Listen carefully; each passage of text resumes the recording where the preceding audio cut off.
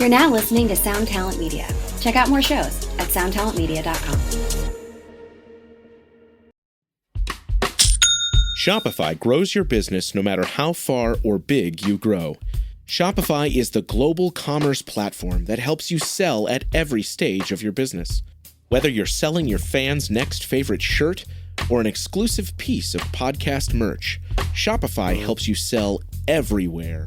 Shopify powers 10% of all e-commerce in the U.S. Allbirds, Rothy's, Brooklinen, and millions of other entrepreneurs of every size across 175 countries. Plus, Shopify's award-winning help is there to support your success every step of the way. Because businesses that grow, grow with Shopify.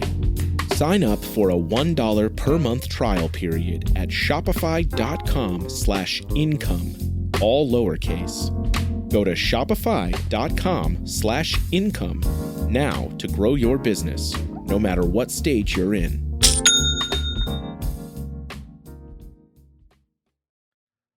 Hello, everybody. Welcome back to another episode of the podcast. I am back in town at last, and I think I'll be here for at least another month or so. I might have to go back to Nashville, as it turns out. No, this is not a problem, but wow, I'm not used to this. I'm really not. I'm a homebody, as you guys are aware. Anyway, I am back with another episode for you. This time I am talking to Yohan Reinholdz of Dark Tranquility and a bunch of other projects that we get into on this one. If you know anything about that band, well, let's just say they were pioneers in a lot of ways, and you're probably not going to be too shocked that they came up on this podcast, as I am definitely a metalhead. So I think you're going to like this episode. Johan was great. We dove into kind of like what his life looks like these days and what the day-to-day activities for him are.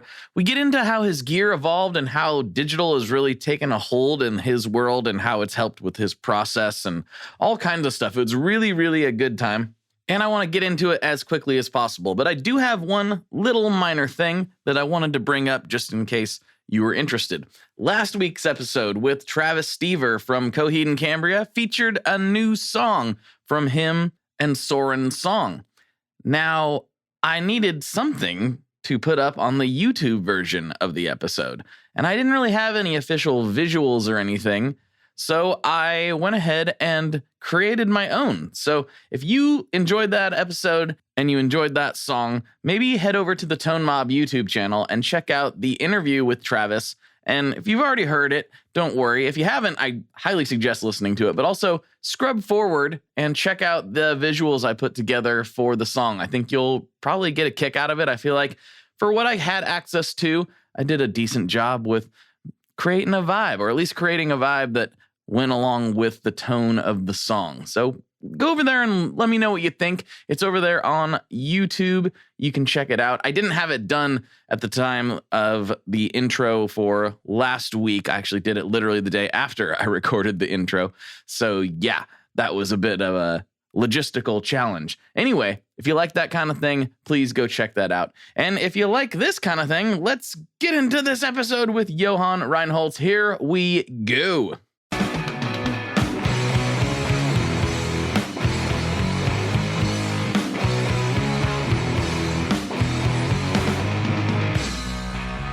Hello, everyone. Welcome back to another episode of the Tone Mob Podcast, the show about guitar stuff occasionally, sometimes. I'm your host, Blake Weiland. With me today, I have Yohan Reinholdz. What's going on, dude? How you doing? Hello, I'm good.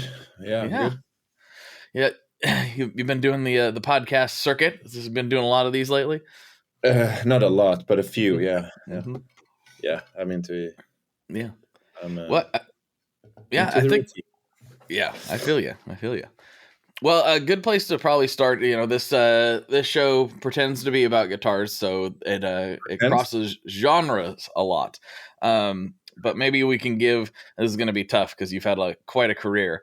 But maybe we can give people the condensed version of your career up to this point, and then we can kind of roll from there and see where we go.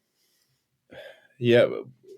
You mean all the way from when I started playing guitar, or? Yeah, that's usually a good place to start. Absolutely. Yeah. Okay. Mm-hmm. So, yeah, I was born 1980, And yeah, like late 80s, me and a couple of friends in my class, we were getting into Europe, which was pretty damn big at the time. Oh, yeah. And which made quite an impression on us. So we got very inspired to start playing guitar, wanting to be like Kim Marcello and Johan Reinholdz, the two guitar players in Europe. And so we signed up for guitar lessons at the local music school. So in Sweden, we have this kind of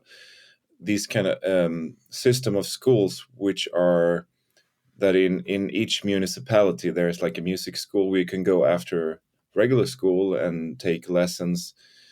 So it's not private. It's kind of sponsored by the municipality. So you don't have to have a lot of money to take instrument lessons, which is great, I think. That is awesome. So and they also provide rehearsal rooms and such, and you can actually also rent your instrument in the beginning for a small fee. So anyway, so we started there, and and after a few years, started getting into more like proper metal, like Usual Suspects, Metallica, Iron Maiden, Megadeth, AC/DC, Iron Maiden, Slayer, Sepultura, and all the more brutal bands like the death metal bands and so forth, and eventually around 93, me and a couple of friends, some other friends, we were all into these bands I mentioned, and we wanted to start emulating those. It's the thing you do, I guess. Most musicians do that as a start. They emulate of course, your favorite bands, and so we started rehearsing in my friend's basement, just doing some rudimentary rehearsal tapes, kind of trying to write our own songs, but kind of half ripping off riffs and lyrics and making our own songs, and that went on and on. Then during the teens, I got a bit more serious with a band called Widow. It's a local band playing some kind of heavy metal / thrash metal thing, and we did a couple of demos and some shows locally, which was very exciting and a good experience at the time. And then just adding more and more influences as you do as I got older, like getting into more like shred guitar players and some fusion and jazz and classical, and bands like The Cure and Sister Mercy and Depeche Mode, other types of non-metal stuff. And then about 98, I started doing some solo demos, which is doing on my own. I wanted to do more like prog metal stuff that I was getting into a lot, like Dream Theater and Rush and Marillion and Yes and Atheist and Meshuggah, Opeth, all these kind of prog metal bands. And so I did a couple of solo demos, which got me. I was also in contact with Wes Benedictor, was one of the label bosses at Wrong Again Records, Wrong Again Records, which was a small kind of label that they signed Arch Enemy, they signed In Flames, Eucharist, a bunch of these bands that were important in the early melodic death metal scene. So I got in contact with him just as a friend, and also he was a huge fan of guitar players and all types of music, and he lived pretty close to me down south here in Sweden, and so he got a hold of my solo demos, and he was like, wow, this is cool, I love your like all these progressive shredding stuff. And so he wanted to first out he wanted to put me together with Chris Amott, that he had done Arch Enemy with him, and also Armageddon, the first Armageddon album he had released with Chris. So he got me in touch with Chris, and Chris came home to me, where I lived. I still lived at my parents'. We had some kind of jam sessions to do an album that I wrote that he did a lot of guest solos on, and it was really fun. But then he couldn't do it because I guess it was busy with Arch Enemy. And then this West guy, the label boss, said, but forget about that. We should do something else. So he wanted to do an album with me writing it, like progressive metal, but not instrumental. He wanted to add vocals and lyrics, because my demos were just instrumental stuff, but he wanted a proper, a real, so to speak, record. And so he hooked me up with Thomas Leon, which is a great drummer, locally known for some bands, and he was really into prog. Like, he worshipped like Rush and Meshuggah and all these progressive bands, and so we started rehearsing here in Malmö, where I live still, and then came up with the name Andromeda, and then I wrote the first album, Extension of the Wish, around 98, 99, and then we added some more, musicians from here locally. Okay, I noticed this is getting. You wanted a more condensed version. Okay. No, actually, no. Keep going. This is fine. Okay, this is great. Yep.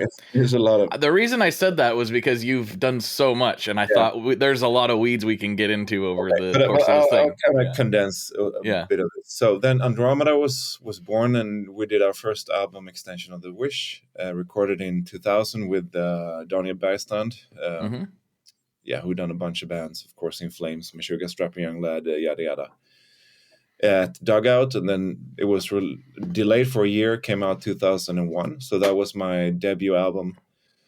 That's interesting. I was pretty young. I wrote that material when I was between 17 and 19, and then it came out when I was about 20, 21. So it was a good time in my life. It was like, this is, young and full of illusions still. Uh-huh. And now we're gonna go on tour a lot. I'm gonna earn money and like all that bullshit. Which not a lot of that happened. Okay, I got some pocket money, and we actually did a few tours with Andromeda, but not as much as I wanted to. And then Andromeda went on for like, I would say 10 years, and we did 5 studio albums, 2 live DVDs, and that was the last release, latest or last, who knows. But that was live in Vietnam at the National Stadium in Hanoi, which is really cool milestone for us and for me. That was a live DVD we did. That was the last thing we did. And we also been doing Non-Exist, which was also signed from the beginning on this label that hooked me up with Andromeda, and it's more of a death thrash melodic death metal thing.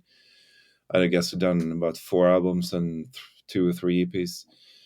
And I've also been still am a member of Skyfire, a melodic death metal band, which don't do much nowadays.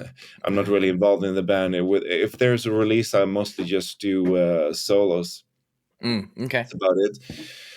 I've also been doing a few solo albums lately, like 121, and the second came 2022, and then I did an EP last year, and that's about it. Some guest performances, blah blah blah, and since late 16, started rehearsing with Dark Tranquility. Late 16 and early 17, I've been playing with Dark Tranquility. Done 2 albums now. With the upcoming one, this is my second album, Dark Tranquility. So I guess that's about what I've done. Yeah, that's a lot. That is a lot, man. So going back, I was actually going to ask, why did that first Andromeda album get delayed for a year? That's quite a while. Good question. I don't really know. Back then, they had actually a pretty good distribution and so forth with Century Media and such. Because it was a kind of hot label, and the guy had pretty good connections with some bigger labels. But that was kind of licensing things, and maybe it was, I don't know if there was, maybe it didn't fit into the schedule. I know also the guy, sometimes he was owing people money, so maybe there was some kind of thing that wasn't paid that needed to get paid. I don't know. But yeah, it was kind of a drag because that album was finished in I think summer 2000, and it came out like almost a year later. So it felt like an eternity. Oh yeah, like, is this thing ever going to come out? It really starts to drag at that point, especially when you're the age you were. you know. Yeah, young and restless, and still not disillusioned. Mhm. So another kind of this is a little bit of a tangent, but I was just thinking about it as you were telling your story. You've really seen, as far as recording goes, a crazy evolution. You know, when you started in the early '90s, you know, there was still a lot of tape happening. There was still a lot of, you know, more analog things, and you really came along. You know, I remember during late '90s, early 2000s, seeing all this digital evolution start to happen, and I Yeah, didn't fully understand it because I was even just a little bit younger than you. I was yeah, still confused by the whole process, but yeah, seeing all how this has evolved to the point where, you know, you could, you know, very reasonably record a full album, you know, and never leave your bedroom if you had to these days. yeah. Is it, I Yeah. mean, do you still like to approach it from a full band context like you like the early days, or how do you, what's your preferred way to record and write these days? How's your, I guess, how has your process evolved would probably be a better condensed version of how to ask that question. Yeah. Interesting question. Good question. I think the way I see it, oh, fucking fly. Um, for me, it's about a time and a place that it was, or you know, a couple of years, an age where it was fun and it was functional to write together with a bunch of other guys in a band in the rehearsal room. It was actually working and it was fun. You know, in my teens and in the early, especially the second Andromeda album, we haven't been together that long, and it was kind of, you know, it was still like a fresh, you know, energy, and it was really working writing a lot of those stuff in the rehearsal room, and it was unique because you kind of feeding off each other's ideas. But but as time goes on, it just felt very hard to do it in the rehearsal room. We still did it sometimes with Andromeda, but more and more, you know, sitting individually or two guys or three guys sometimes, you know, in front of the computer and doing it there. So it just seemed as I got older, maybe I should just speak for myself, but that it just got easier to do it on the computer or in the, Mm-hmm. you know, slash studio, whatever you want to call it. Um, but I mean, even since in my teens, I enjoyed writing stuff on my own, you know, at home with just a computer and your whatever gear you had. So I've always done that more or less. But yeah, nowadays with Dark Tranquility, they've had the same kind of approach for I think a long while now. I don't think they have written in the rehearsal room for a bunch of albums now. So it's mainly just people doing demos and then reworking them a lot in the studio, just sitting with the computer and, you know, working out the drums and just going it over numerous times, but not a jamming or a rehearsal situation, more analytically, yeah, with the digital, you know, digital Mm-hmm. gear. Yeah. So it seems to work. It seems to just be easier, and yeah, when this type of music is not very jammy anyway. It's not really, no, it's not coming from that tradition Mm-hmm. at all. So it just makes more sense also to me. Yeah. Yeah, from a logistical perspective, it 100% does. But do you feel like there's anything that gets lost from not having everybody together, or do you feel like it's just an evolution and this is the way it is now? There is some things that actually get lost, and we've noticed that. We noticed that on, for example, the last album, Moment, there were a couple of tracks that, just like with the new album, we didn't play them together at all before we recorded them, and so we noticed on a couple of songs, a Moment, we actually had to raise the BPM because it didn't feel right when we played it together. It felt too slow. Mm. It didn't sit in the pocket the way we wanted to.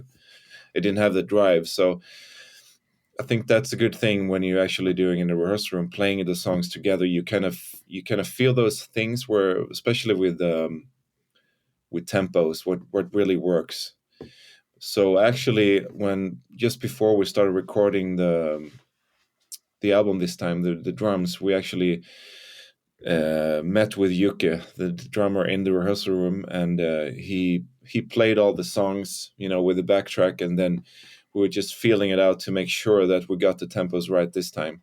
So there was a tiny bit of rehearsal room preview there, and just going over tempos and maybe some fills or some different beats that if he had anything to add, or last minute changes, just so those type of things, they can get lost if you're just sitting in the studio with the computer, can get a bit sterile sometimes, and you kind of miss some of those more human elements. Mm-hmm. But at the same time, it is just extremely difficult these days. There's less studios that can even accommodate a full band than there has been in a long time, and it's a challenging thing to try to get together and go all live. So it's actually kind of an incredible gift that we can produce things to the degree that we can, all being in completely separate places. So it's good and bad, but like you said, getting together and finding, oh, that didn't quite work. There's kind of a way to have your cake and eat it too in certain circumstances. So it's cool that you guys are finding that. Try to be prepared. And, Yeah. So in theory, this is a guitar show, sort of. Sometimes. And you've had the opportunity to put your hands on all kinds of different things. How has your gear choices changed over the years? Going way back to when you first started to what you're using today. When I started, it was I've never been super interested in gear, almost to the point where it's to the detriment to me that maybe I should be a bit more attention up and upgrade my stuff more. But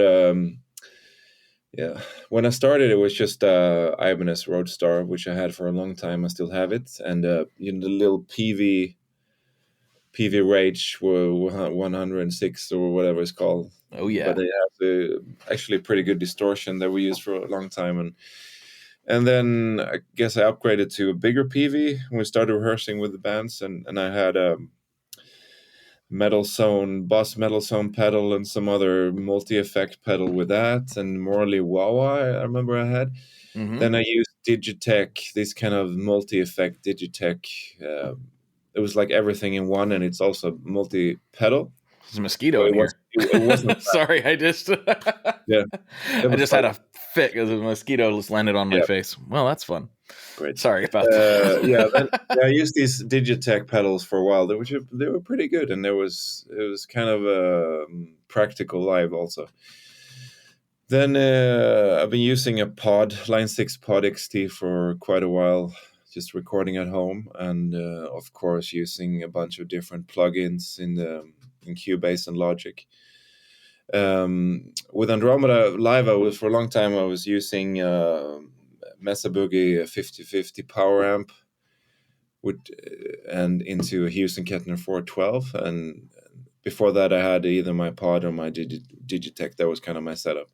Mm-hmm. And with Dark Tranquility we use a Kemper and bunch of different profiles. And all because we have animations that is what do you say, it's on MIDI, so we also have all the guitar program, sound changes is also on MIDI, so I don't have to push any pedals, which is great for me because I was never interested in stepping around on a bunch of pedals live. To me it was just a distraction from playing guitar and interacting with the crowd, and it was just an extra thing that was useless to me. So that's great, but as long as all the digital gear works, it's great. But absolutely most of the time it does. So it's just great to not having to bother with any of those sound changes.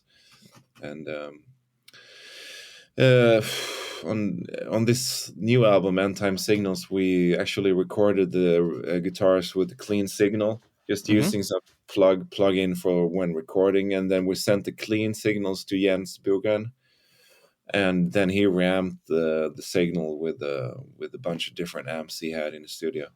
Nice. Yeah.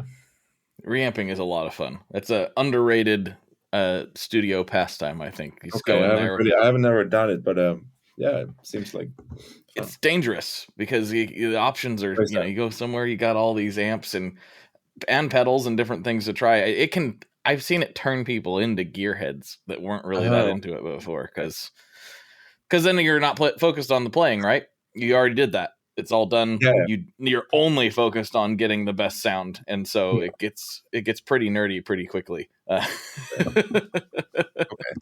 Yeah, that answers some of the questions though. So you recorded still digitally.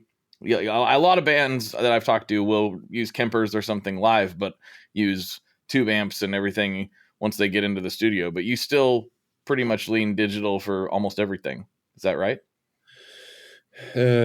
Yeah, I mean, the reamping on the new album is with real amps and tube or not. I don't really care, but I guess most of it was tube and mic'd, and so that's old school.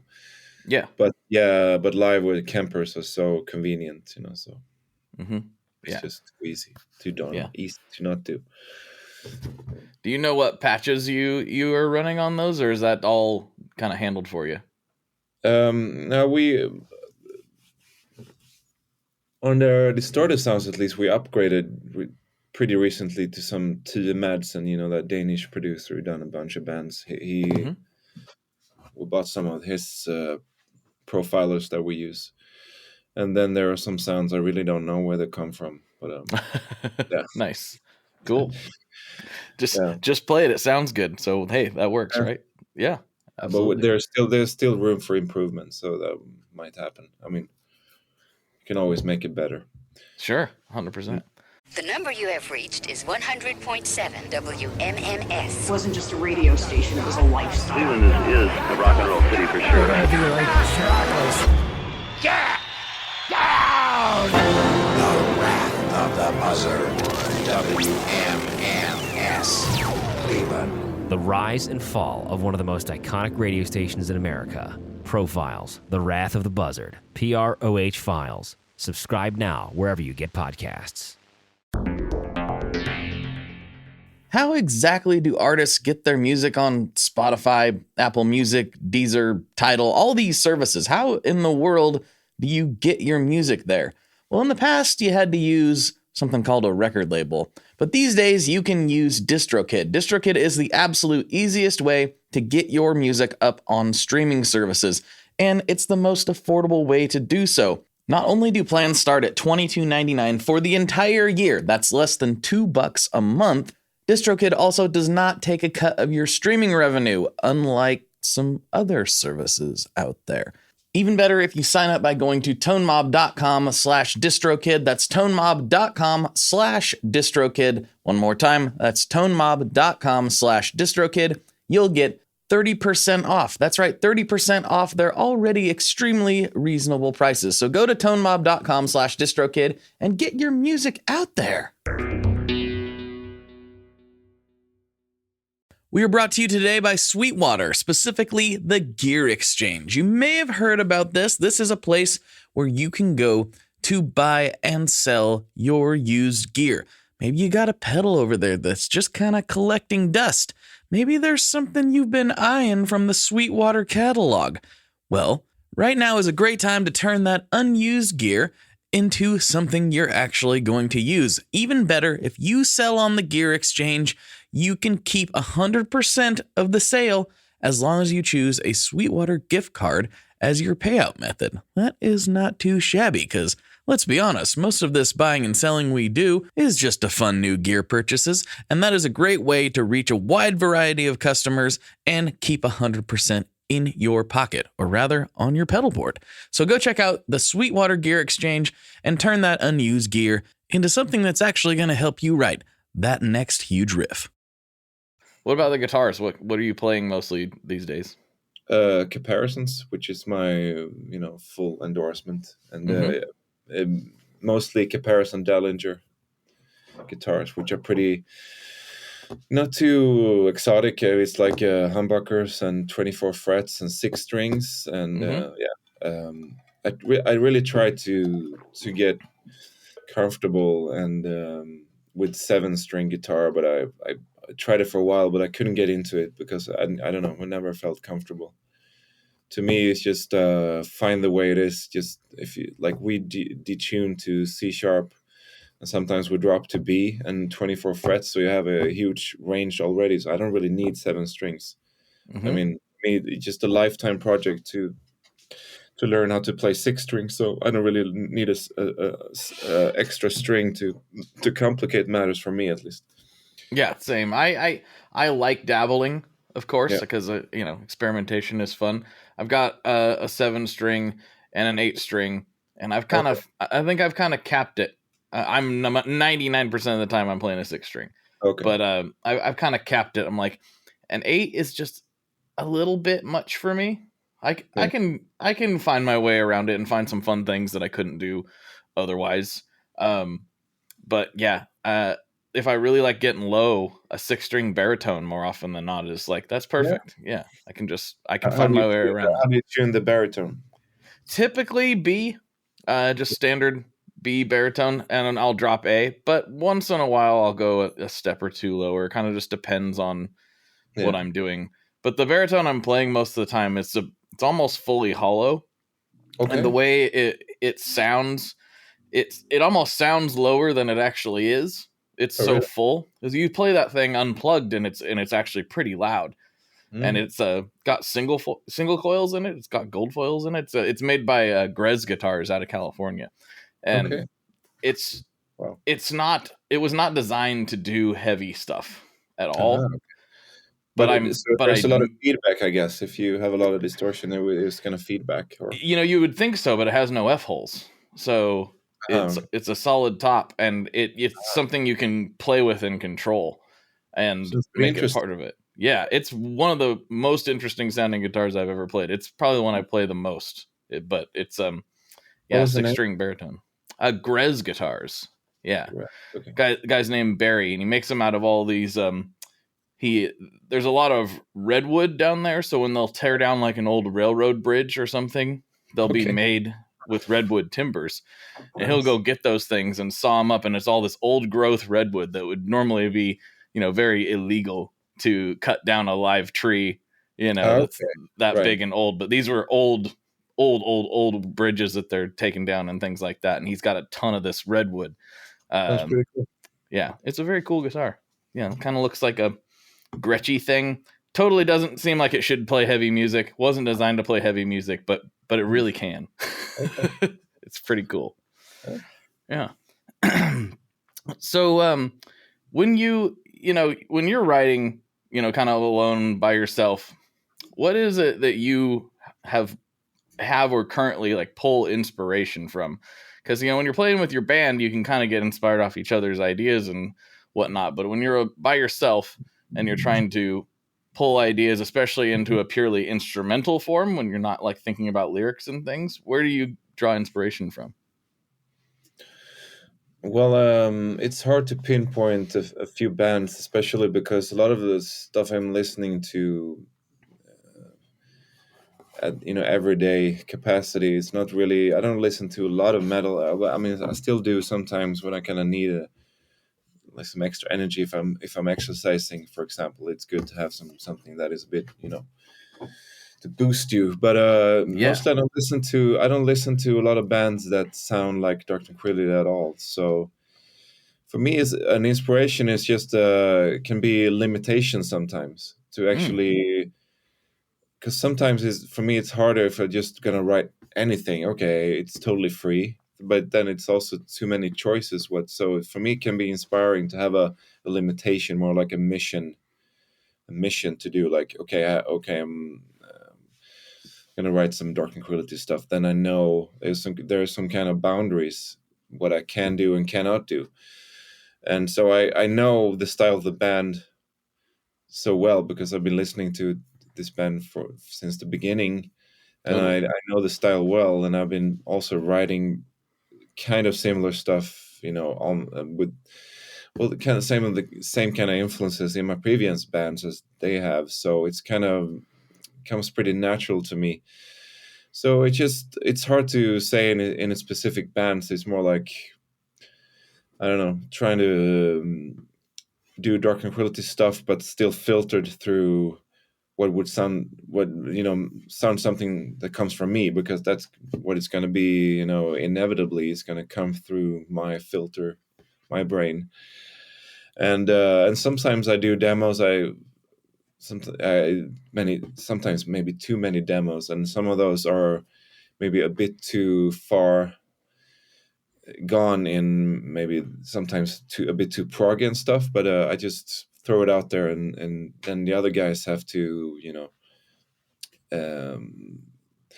discard and filter through what's going to work. So yeah, it's kind of a balance between being just being free and in inspiration, and also being in that kind of box of Dark Tranquility, which has its possibilities and limitations, which can be actually the same thing in a way. Mm-hmm.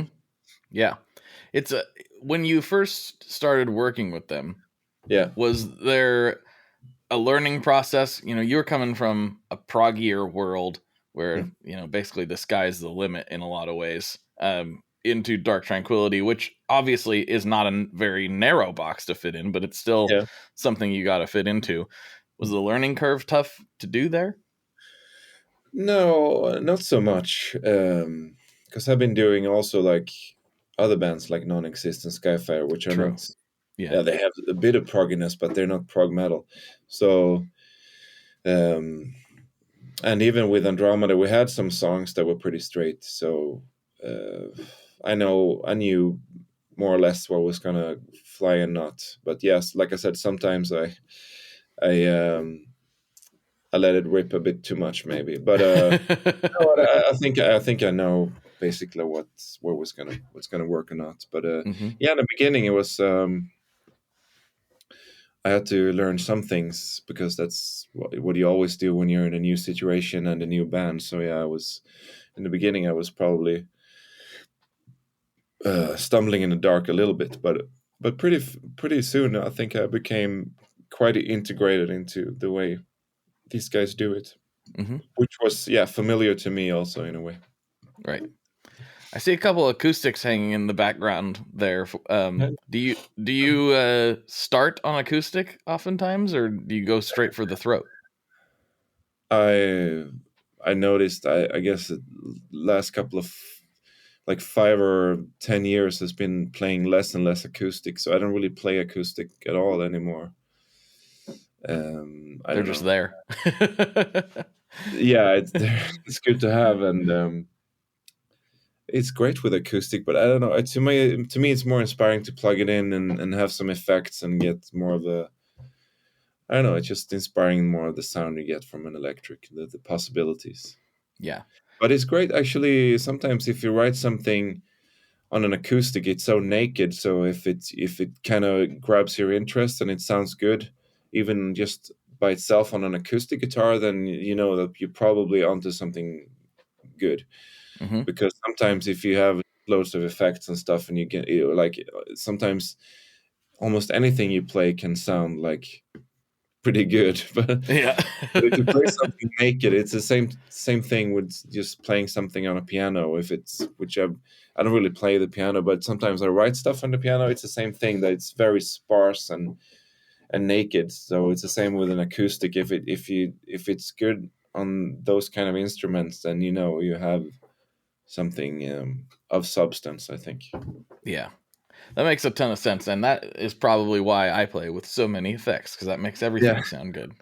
So many pedals. But it also makes a lot of sense because you kind of if you have a great sound, that gets you fed back to you as an inspiration to play a certain way and write a certain way.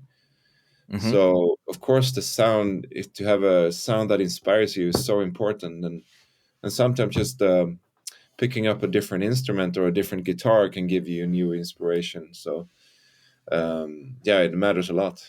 Yeah, it does. That's one thing that I'd like to encourage everybody to do, is just to try different stuff, because we can all get stuck into our own little method or thought process, and that maybe is the best for you, but sometimes that can also lead to just kind of things just being a drag. So when you're feeling this, I'm mostly talking to the listeners here, like when you're kind of feeling in the dumps with your playing or your writing, just try something else. It doesn't have to be like a whole new guitar, but maybe you need to try it unplugged, try it into the computer. If you play it into the tube amps, try things that you just don't normally try and just see where that leads you. I think it's a good thing.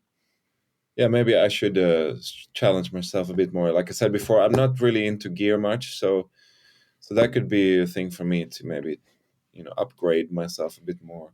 Give me more inspiration. Yeah, you might find yourself with a whole new idea. You never know. There's a clip of I've referenced this a few times of a John Mayer. He's like talking to a bunch of college students at some event, and he's a big gear guy. He's constantly, he's got enough money he can afford it, right? So he's constantly going through and trying new everything. And he's like, yeah, I ordered this new reverb pedal. And I thought, I can't believe I'm ordering another reverb pedal. This is so dumb. I've ordered hundreds of reverb pedals. And, what am I expecting out of this one? And I'm not a big, like, John Mayer head, so I'm not familiar with the song. But, he's like, but I plugged this one in. And then this riff came out. And it was like one of his most popular songs. Yeah. And he's like, and that pedal made me be able to afford all the other pedals I'll ever buy for my whole life. So you never know what could come out of a new gear purchase, for sure. Yeah. He's great. He's a great guitar player, and I really dig a lot of his songs. So. Yeah. So buy more reverb pedals, everybody. That's the message I got out of it. Maybe. So what are you into outside of music and creating art? I know that's your whole life pretty much, but what are some other things you're into? You mentioned exercise. What else do you do? Yeah. Every day if I can. And reading. In the summer I like to go to the beach, bathe, movies. Used to play a lot of video games and such, not so much anymore because I was getting, after playing for a bunch of hours, I felt a bit, didn't feel good. It felt like a wasted time. Like, why didn't I put this time into playing guitar instead? Mm-hmm. So I think I've been, I don't know, maybe it's also getting older and kind of realizing that, the old cliche that life is short. So I just figured maybe it's better to put that time into playing guitar and writing music, whatever. Mm-hmm. So, yeah, that's some of the stuff I do. Yeah. What kind of exercise do you like to do? Well, usually it's every other day, jogging for about an hour, and every other day going to the gym, lifting weights. Yeah. That's kind of the routine. Yeah. Yeah, I'm a very mediocre power lifter, so I really, it's a big part of my life too. So okay. It helps me keep on the level. It's as much mental as it is physical, at least for me and a lot of people I talk to. It blasts out the cobwebs. Yeah, definitely. Yeah. You mentioned movies. What kind of films are you into? Well, a lot of different films. Well, actually, lately I haven't seen that many new. I mean, a lot of new films to me. I'm not really all these superhero. I hate all that. I like more films that are a bit more than just entertainment. But I mean, comedies are fine too. But it's hard to pick just any. Yeah. I'm just throwing you right on the spot with these things. I know. Yeah, it's my wife and I just had an interesting kind of film experience because it's a little bit unique to us. When we first started dating, almost 20 years ago, we both were into this band called Lucero, and they're from Memphis, Tennessee. Yeah, Lucero. They're from Memphis, Tennessee, kind of a country punkish type of thing. And we both discovered them through I don't know if you remember this, but maybe you do, the Atticus Dragon the Lake records, compilation records they had. I don't know if those got as big in Europe as they were in the States, but they were. I'm sorry, I haven't heard of that. No. Yeah, it's a lot of, normally it was like a lot of pop punk, just early 2000s stuff that was really popular at the time. But this band was so different than everything else on the record. It was like, oh, this is like almost country, but not. What is this? And they had a song called Bike Riders, and it was all about this photo book from the 60s that came out, and it was following the Outlaw Motorcycle Club in Chicago in the late 60s. And like, it was just interesting when it tells this whole story in the song. And my wife and I just independently, before we started dating, fell in love with that band and that song. It's called Bike Riders. And so fast forward to today, I've had some of those guys on the podcast. It's been really cool. And this film just came out called Bike Riders that was made by the brother of the head of that band. So we just went and saw that in theaters here. It's got Tom Hardy in it and a bunch of other things. It was just like a weird circle of like this one little song kind of branched out, and like literally it was like part of why we started dating. Like, oh, you like that song too? Oh yeah, I like that song. Wow, we got something in common. Like, this is crazy. None of our friends liked it. So I recommend that movie if you get around to it. It's really good. Really good movie. Yeah, I need some tips. Yeah, I got a list for you. I like movies quite a bit. Probably more than I should. If you can share it, it would be great. Yeah. We'll talk about that maybe in Patreon a little bit.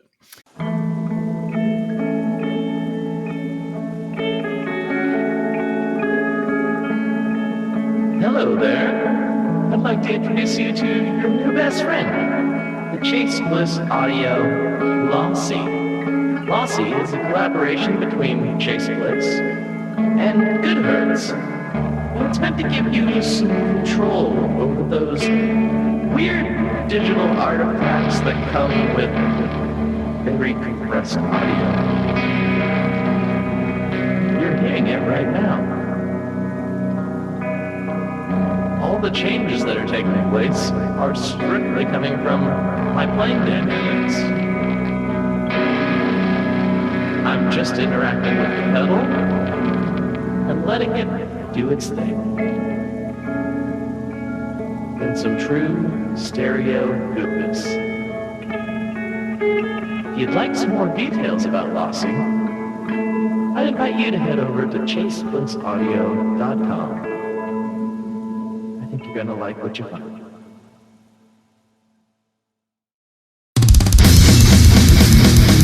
Ready for a head-bangingly good time?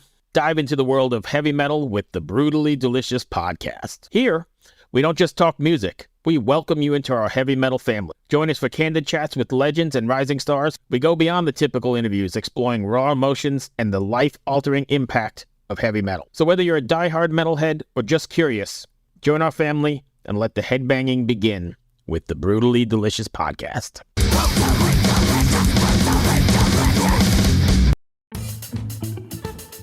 The Helping Friendly podcast explores the music and fan experience of Phish through interviews and deep dives on shows and tours. For more than 10 years, we've created insightful and fun discussions about our favorite band, and with the help of our guests and thematic series, we're still discovering new angles of appreciation for Phish. And when the band is on tour, we provide a review of every show the following day. As one of our listeners said, any Phish fans that enjoy meandering conversations and incredible insight on new and old Phish shows, this is for you. Highly recommend. It's not just about the band and the shows, it's about the journey getting there. Throughout 2024, we're going to be running down the top 25 Phish tours of all time, and that'll be interspersed with show reviews and regular episodes. Join us and check out the Helping Friendly podcast wherever you get your podcasts. So, this is a question I like to ask people like that are in a situation where, like you've kind of got this, you're in this band, you're making your living with music full time. Like, what does your day-to-day life look like? Because I'm guessing it's not exactly typical. Well, yeah. You mean if I'm on tour or just at home? Or at home more? Because tour I think people got a fairly decent idea what that looks like for the most part. A lot of traveling, a lot of killing time type of thing. Yeah. Well, at home, I'm I'm a very much a night owl, so I go to bed. I try to go to bed earlier. I really try, but it's hard for me. So usually I go to bed very late, like 3, 4, 5. Oh wow! So I don't really get up until noon or after. And yeah, just eat breakfast or brunch, what I call it, and I have this kind of guitar routine worked out that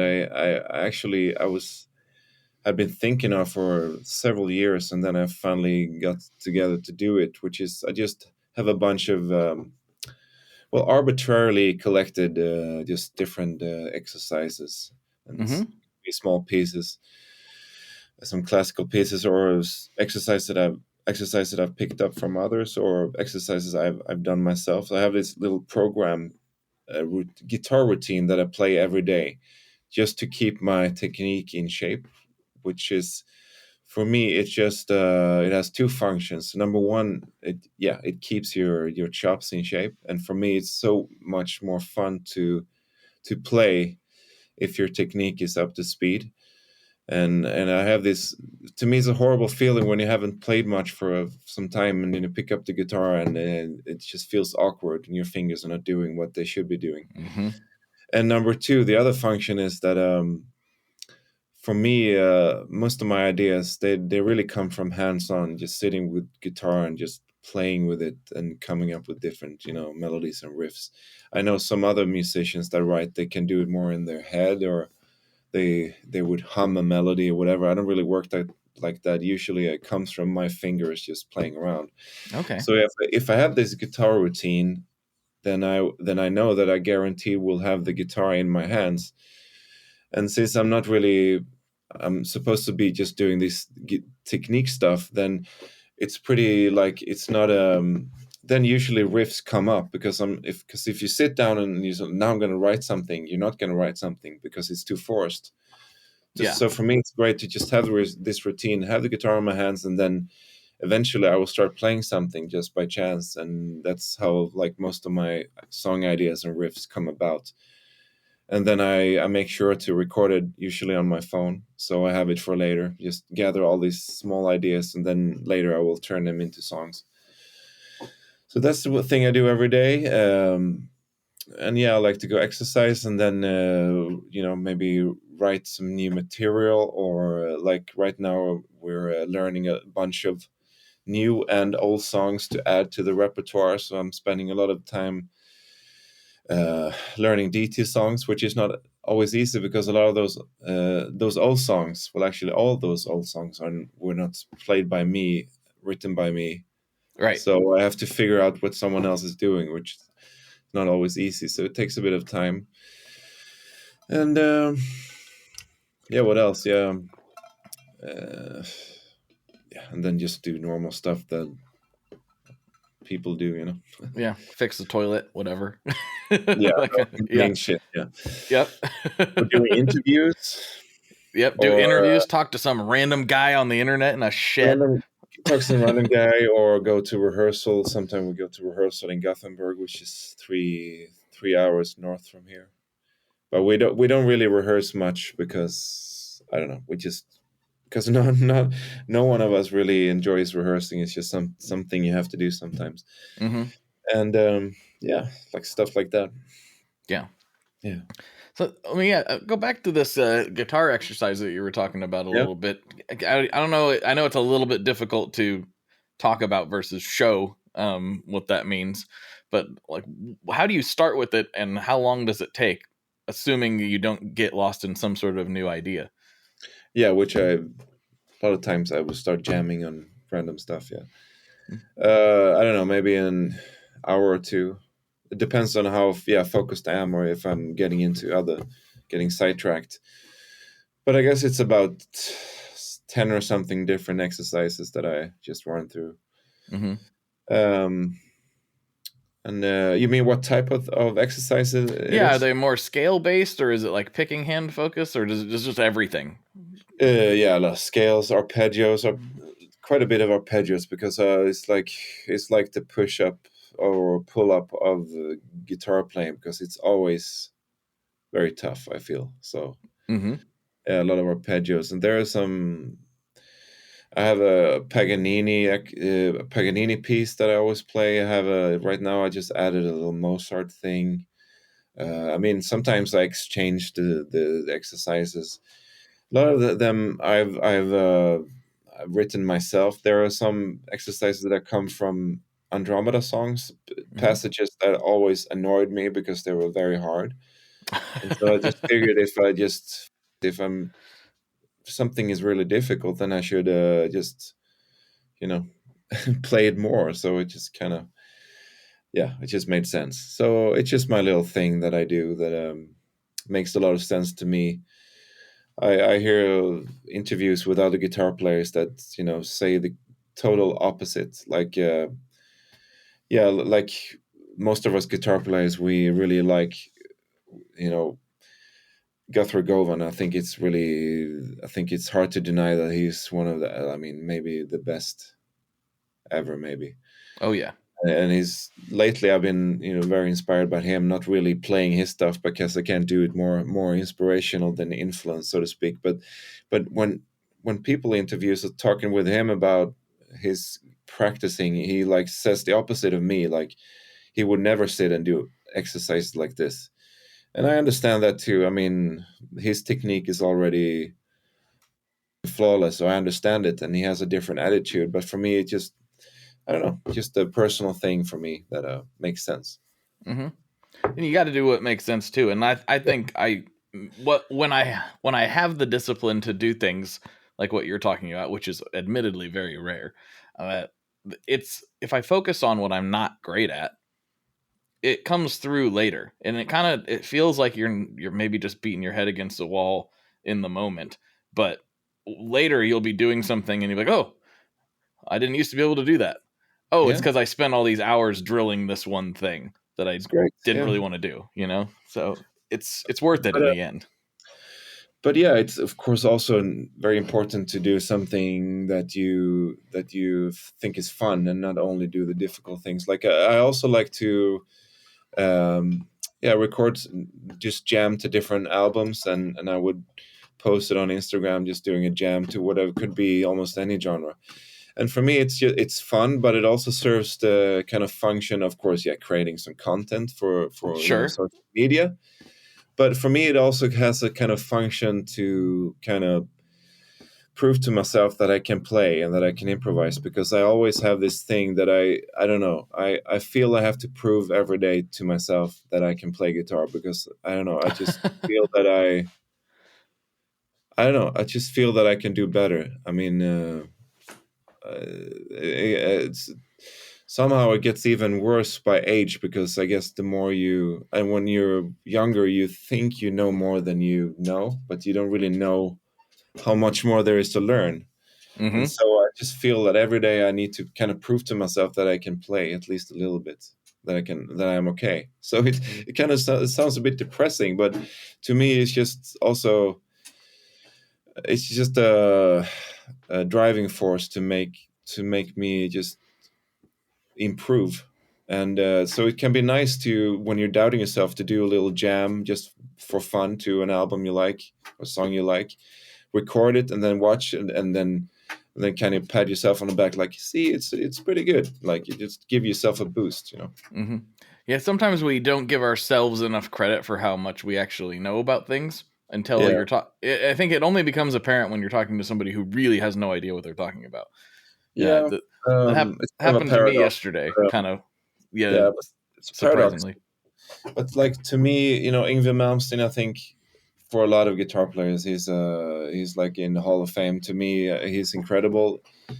He has been a big inspiration, but I mean, he has been declining to me so much. And he was great in the beginning, and then I feel he was always a bit too satisfied in his attitude towards his own playing, and also he was always mentioning the same influences. It was always the same influences. Like, how are you going to progress if you always have the same, stimuli coming into you? So for me, he has the opposite attitude. He's like really too satisfied with his own playing, and to me, I'm rarely satisfied. So it just gives me a kick in the ass to just keep on improving, because there is always room for improvement.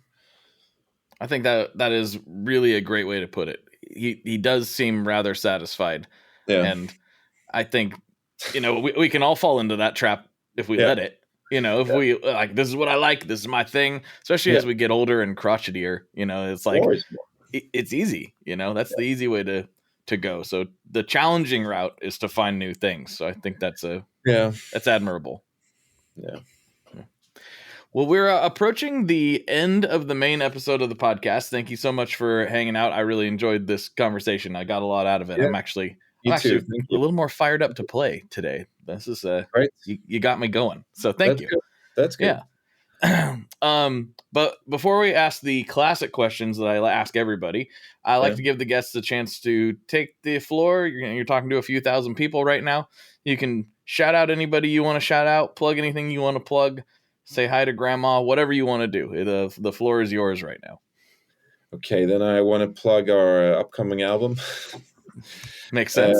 Dark Tranquility, End Time Signals is coming out on the 16th of August on Century Media, and you can pre-order it right now, and you can pre-save it on Spotify, etc. Also, check out the first 3 singles, The Last Imagination, Unforgivable, and Not Nothing. There's 3 first singles. There are a few more coming. And there's also a video coming for being released for Not Nothing pretty soon. And there are also 2 videos for the first 2 singles. So that's basically what I want to add right now. Cool. Yep, go check out all that stuff. I'll have the link to the website wherever people listen to this in so many different places. Wherever the words are, go there and the link will be there. That's what I like to, go where the description is, up, down, sideways, swipe, whatever. Go in the player, find the description. The link will be there to all that stuff. I could also add, we have a North American tour coming up with Amorphis in September, October, and European tour part 1 in November with Moonspell and Wolfart. So check out and get the tickets for that as well, please. Sweet. Yes. All right. I got 2 final questions and we'll move over to Patreon. So the first one is, maybe you don't have a favorite, but you did mention one earlier. What is your favorite Boss pedal? I would say the Boss Digital Delay. Yeah. I used to use a lot back in the day, and it has a great feeling sound, and I like that one a lot. I do too. Yeah, I like the DD3. I think it's so ubiquitous that I think it gets overlooked sometimes. Yeah. Go plug one in sometime if you haven't done it, folks. It's a surprisingly great sounding. I love it's got a kind of a crisp repeat, but there's some modulation to it. It's really nice. I love the DD3. Yeah. Mm-hmm. All right, final question. Mm-hmm. What is your favorite kind of pizza? Okay, that was unexpected. It's a good question, because usually, I don't know what's wrong with me, but usually when I go order pizza, I always have to modify, because there is never a pizza that is perfect for me. Mm-hmm. So I just either take something away or add something. So what I usually would do then is like ham, shrimps, onion, black olives, and red paprika. For me, that's a great pizza. Or tuna pizza, also with onion and paprika. That's great. Or pepperoni pizza is good too.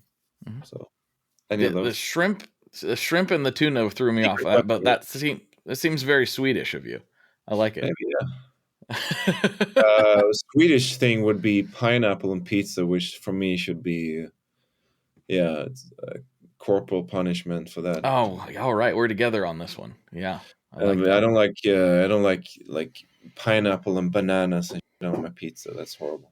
Yeah, and no mushrooms either. Mushrooms are banned from my pizzas. And mushrooms are banned. I like mushrooms, I gotta say, but pineapple, get it out of here. I'm with you. I've been saying it for years. The show's been going since 2015, and I was saying it before it was cool. No pineapple on pizza, everybody. That's how I feel. You have a lot of pineapple in the States too on pizza. Oh yeah, it's a very popular. It actually started. It's called a Hawaiian pizza over here, but exactly. but it's actually from Canada. It was a really? Canadian that started that. Well, Canadians,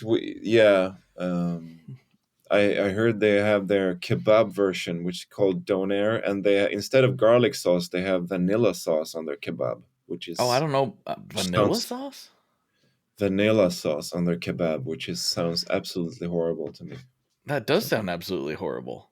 No, thank you. Well, Canadians, but I like a very Canadian thing I love though is poutine. Yes, that cheese potato gravy thing. It's unbelievable. It's the best. It's the best drunken food ever. And really that's good. Why it's Canadian. It all makes sense. Yeah. Well, thank you so much for hanging out. We'll see what kind of shenanigans we can get into on Patreon. Does that work for you? Thank you so much. Thank you. Yeah, of course. All right, everybody. For Johan, this is Blake. And as always, folks, good luck and good tones.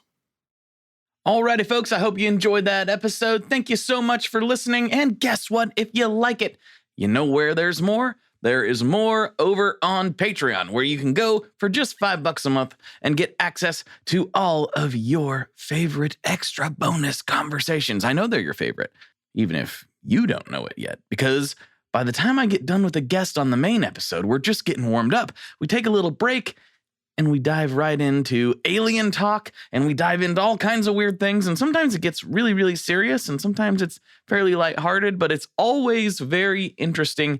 And you can get that along with the ad-free feed for just $5 a month. It's over there on Patreon for you right now. Thank you so much to everybody that does that. And if you can't do that, I totally understand, but please share this with somebody. Share this with a friend. Share it with a family member. Share it with somebody. That keeps the lights on. That keeps me able to get the guests that I get. That keeps everything flowing. If nobody was listening, there's no way I'd be able to do this. So please, please, please, please share this with somebody. It means the world. All right, folks, I will talk to you on the internet very soon. Bye-bye. One last thing before we totally sign off here. I just want to remind you that if you do any shopping at Stringjoy, that's Stringjoy guitar strings made in Nashville, that will help me out as well. As I've said for years, I'm heavily involved in that company, and I really do think they're making the best products on the market. So if you would like to try custom strings, go to tonemob.com/stringjoy and check them out today. I seriously love what the team down there is doing. I help them out with all kinds of things, and by you supporting them, you are also supporting me as well. And hey, you need some strings, so why not get some custom strings just for your guitar and playing style? Again, the link for that is tonemob.com/stringjoy, and that will take you right to their website, and you can do all your shopping through there, and that will help everyone involved out. So thank you very much. Talk to you next time. We are brought to you by the wonderful folks at Gun Street Wiring Shop. Yes, Gun Street Wiring Shop. I've talked about them before. I used to say based out of Bend, Oregon, but guess what? Sean moved to my neck of the woods. Sean's in Portland. Sean is awesome and has helped me with a bunch of stuff lately. And if you have wiring needs for your guitar, he can help you too. If you want to get weird with it, he can get weird. If you just need to spruce things up a little bit, there's your guy. He takes all the guesswork out of doing your guitar wiring, and he makes it simple, and his customer service is top-notch, and I can't say enough good things about Gun Street as a company.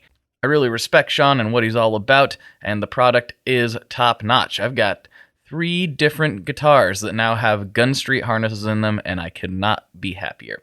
So go to gunstreetwiringshop.com and check them out.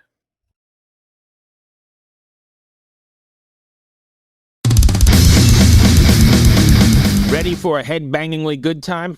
Dive into the world of heavy metal with the Brutally Delicious podcast. Here, we don't just talk music. We welcome you into our heavy metal family. Join us for candid chats with legends and rising stars. We go beyond the typical interviews, exploring raw emotions and the life-altering impact of heavy metal. So whether you're a diehard metalhead or just curious, join our family and let the headbanging begin with the Brutally Delicious podcast. Hi, I'm Daniela Clark. I'm Barbara Ann Wild. And we are the Honest AF Show.